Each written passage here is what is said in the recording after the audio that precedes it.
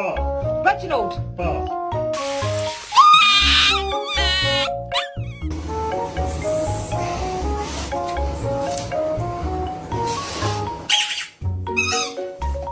Easy. Stay. Libby, stay. Stay! He decided to lay on me like this and fell asleep.